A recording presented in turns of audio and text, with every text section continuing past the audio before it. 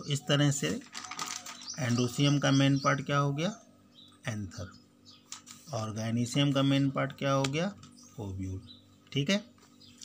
अब देखो एंथर जो है इसमें माइक्रोस्पोर मदर सेल, ठीक है, इनका निर्माण होता है। और अगर हम ओव्यूल की बात करते हैं तो इसमें मेगास्पोर मदर सेल का निर्माण होता है। माइक्रोस्पोर मदर सेल के निर्माण को हम लोग बोलते हैं डेवलपमेंट ऑफ माइक्रोस्पोरोजेनेसिस, और मेगास्पोर मदर सेल के निर्माण को बोलते हैं डेवलपमेंट ऑफ मेगास्पोरोजेनेसिस। तो माइक्रोस्पोरोजेनेसिस किसके लिए यूज़ होगी, माइक्रोस्पोर मदर सेल के लिए, और मेगास्पोरोजेनेसिस यूज़ होगी किसके लिए, मेगास्पोर मदर सेल के लिए। तो इस एंथर की बात करते हैं तो उसमें after development microspore mother cell बनती हैं। ओव्यूल की बात करते हैं तो उसमें मेगास्पोर मदर सेल बनती हैं। ठीक है। अब देखो जब हमने स्टार्टिंग की थी स्पोरोफाइट से, तो स्पोरोफाइट का नेचर क्या था, 2n। अब यहाँ से जितने भी पार्ट आपने अभी तक पढ़े, चाहे कोई भी पार्ट हो, ठीक, यानी कि मदर सेल तक, इनका नेचर हमेशा क्या होगा, 2n। इसमें किसी भी पार्ट में कोई भी नेचर क्या है, चेंज नहीं होगा। यानी कि सारे के सारे जो पार्ट हैं वो किस नेचर के रहेंगे, 2n। ठीक। अब देखो मदर सेल जो है मेगास्पोर माइक्रोस्पोर, इसमें अब कौन सा डिवीज़न होगा, मियोसिस। और मियोसिस डिवीज़न आपको मालूम ही है कि इसमें क्रोमोसोम्स के नंबर जो होते हैं वो क्या हो जाते हैं, हाफ हो जाते हैं। ठीक है। तो मियोसिस डिवीज़न से यहाँ पर जो क्रोमोसोम नंबर हैं उसमें क्या होगा, चेंज हो जाएगा। यानी कि इन फ्यूचर जो स्टेजेस होंगी उसमें क्रोमोसोम नंबर जस्ट हाफ हो जाएंगे, यानी कि यहाँ तक जो स्टेज थी वो 2n थी, अब जो स्टेजेस होंगी वो किस नेचर की हो जाएंगी, n। ठीक है। अब देखो microspore mother cell after meiosis division क्या बनाएगी, माइक्रोस्पोर। माइक्रोस्पोर को दूसरे नेचर में क्या बोलते हैं, पॉलन ग्रेन, यानी कि परागकण। नेचर क्या होगा, n, यानी कि 2n था, 2n का हाफ क्या हो गया, n। मेगास्पोर मदर सेल क्या बनाएगी, मेगास्पोर। मेगास्पोर किस नेचर का होगा, n, 2n का हाफ क्या हो गया, n। अब देखो माइक्रोस्पोर एंड मेगास्पोर दोनों में ही डेवलपमेंट होगा किसके लिए, गैमेटोफाइट। ठीक। देखो गैमेटोफाइट के डेवलपमेंट के लिए जो माइक्रोस्पोर है ये 3 पार्ट में डिवाइड होगा, pollen tube and 2 male gamete. ठीक। एक पॉलन ट्यूब बनेगी परागनल का और 2 बनेंगे क्या, मेल गैमीट। अगर हम बात करते हैं मेगास्पोर की, तो मेगास्पोर में टोटल बनेंगी 8 सेल। अब 8 सेल में डिवीजन किस तरह से करेंगे, देखो एक बनेगी एक सेल, 2 बनेंगी सिनर्जिड सेल, इनको सहायक कोशिकाएं बोलते हैं, 3 बनेंगी पोलर सेल यानी कि ध्रुवीय कोशिकाएं, और 2 बनेंगे पोलर न्यूक्लियाई। ये कुछ समय के बाद आपस में फ्यूज़ कर जाते हैं और फ्यूज़ करके बना देते हैं सेकेंडरी न्यूक्लियस। चूँकि ये 2 पोलर न्यूक्लियाई होते हैं, जब ये आपस में जुड़ते हैं तो सेकेंडरी न्यूक्लियस बनाते हैं।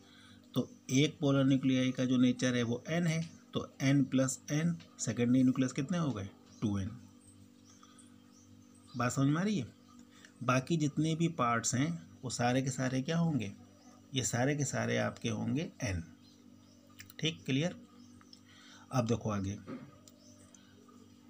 मेल गैमीट 2 बनते हैं, जिसमें से एक मेल गैमीट एक सेल के साथ और दूसरा मेल गैमीट सेकेंडरी न्यूक्लियस के साथ क्या होता है, फ्यूज होता है। ये जो प्रोसेस है इसको हम लोग क्या बोलते हैं, डबल फर्टिलाइजेशन। ठीक है। When 2 male gamete are fused at a time एक सेल एंड सेकेंडरी न्यूक्लियस, तो this phenomena is known as double fertilisation. अगर 2 नर युग्मक क्रमशः अंड कोशिका और द्वितीयक केंद्रक से एक ही समय में फ्यूज होते हैं तो इस क्रिया को क्या बोलते हैं, दोहरा निषेचन। इसकी खोज जो है वो एक साइंटिस्ट हैं जिनका नाम है नवाशिन। इन्होंने जो है इसकी डिस्कवरी की थी। अब देखो, after double fertilisation male gamete egg cell से जो फ्यूज़ होंगे वो एम्ब्रियो में कन्वर्ट हो जाएंगे। एम्ब्रियो का नेचर क्या हो जाएगा? 2n। क्यों? एक n और एक n, n + n = 2n। ठीक। जो मेल गैमीट सेकेंडरी न्यूक्लियस से फ्यूज़ होगा वो इन फ्यूचर एंडोस्पर्म बनाएंगे। सेकेंडरी न्यूक्लियस का नेचर क्या है? 2n। मेल गैमीट का n, तो 2n + n = 3n। तो एंडोस्पर्म का नेचर क्या हो जाएगा? 3n। जो एम्ब्रियो है वो आफ्टर डेवलपमेंट रेडिकल, प्लीम्यूल, कॉटिल्डन, ठीक, 3 पार्ट में डिवाइड होगा। रेडिकल से क्या बनेगी? जड़। प्लीम्यूल से क्या बनेगा? तना। और कॉटिल्डन जो होगा वो लीफ के डेवलपमेंट के बाद सेल्फ क्या होगा? डिजनरेट कर जाएगा। तो इस तरह से अगर हम देखें तो ये पूरे जो पार्ट है ये सीड के रूप में होते हैं, सीड के इनसाइड पाए जाते हैं और सीड के जर्मिनेशन से नया प्लांट डेवलप हो जाता है। तो इस तरह से ये जो आपका पूरा टेबल है, इस टेबल में मैंने आपको सिर्फ यही बताया है कि कहाँ कहाँ पर डिप्लॉयड कंडीशन रहेगी, ठीक, कहाँ तक डिप्लॉयड कंडीशन ठीक रहेगी। उसके बाद मियोसिस डिवीजन के बाद जब इसमें क्रोमोसोम नंबर चेंज होंगे तो वो कौन कौन से में होंगे, और फिर फर्टिलाइजेशन के बाद फिर से नंबर क्या होंगे? चेंज हो जाएंगे। आपको इसमें इसी चीज़ का क्या है? मेन ध्यान में रखना है। बात समझ में आई? अब देखो इस पे जो न्यूमेरिकल्स आते हैं, जैसे मैं आपको एक एग्जांपल बता रहा हूँ। जैसे मान लो आपको न्यूमेरिकल पूछा गया, किसी मस्टर्ड लीफ की बात करें, सरसों की पत्ती, इसमें क्रोमोसोम नंबर कितने दे रखे हैं? 12। और आपसे पूछा क्या है कि मेल गैमीट में बताइए, ठीक, एंडोस्पर्म में बताइए, सेकेंडरी न्यूक्लियस में बताइए, माइक्रोस्पोर मदर सेल में बताइए।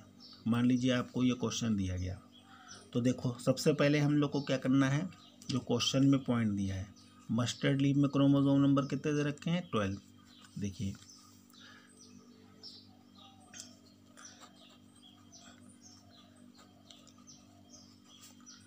जो मस्टर्ड लीफ है इसमें क्रोमोसोम नंबर कितने हैं? 12। अब मस्टर्ड लीफ किसका पार्ट है? आपको मालूम है स्पोरोफाइट का पार्ट है लीफ। तो जब स्पोरोफाइट 2n है तो लीफ कितनी होगी? ये भी 2n होगी। तो देखो यहाँ पर 2n = कितना हो गया? 12। तो जब 2n = 12 है तो n = कितना हो गया? 6 हुआ। और अगर 3n की बात करें तो ये कितना हो गया? 18। ये चीज़ आपको सबसे पहले किसी भी क्वेश्चन को सॉल्व करने से पहले क्या है, इसको आपको निकाल लेना होगा। अब हमको किन किन पार्ट्स के बारे में जानना है। देखो मेल गैमीट का नेचर क्या होता है? n = कितना है? 6, यानी कि मेल गैमीट्स में क्रोमोसोम नंबर कितने हो गए? 6। फिर क्या है? एंडोस्पर्म का नेचर क्या होता है? 3n कितना है? 18। तो एंडोस्पर्म में क्रोमोसोम नंबर कितने हो गए? 18। सेकेंडरी न्यूक्लियस में क्या नेचर होता है? 2n, कितने हो गए? 12। और लास्ट में माइक्रोस्पोर मदर सेल भी 2n होती है, यानी कि कितने नंबर हो गए? 12। ठीक, इस तरह से इसको आप सॉल्व करेंगे। हाँ, एक चीज़ आप ध्यान रख सकते हैं कि किसी भी पॉइंट में अगर मदर शब्द जुड़ा हुआ है तो वो हमेशा 2n होती है, ये चीज़ हमेशा ध्यान रखिए। और पूरे प्लांट में जितनी भी लाइफ साइकिल आपने अभी तक देखी उसमें जो एंडोस्पर्म होता है वो केवल 3n होता है, बाकी या तो 2n होंगे या फिर n होंगे। समझ गए? तो ये ध्यान से समझ लीजिए, और मैं आपको इसके बाद 2-3 क्वेश्चन दूंगा जिसको आप इसी टेबल के अकॉर्डिंग सॉल्व करेंगे, ठीक है, और हमको चेक करा लेंगे। ठीक है, ओके, थैंक यू।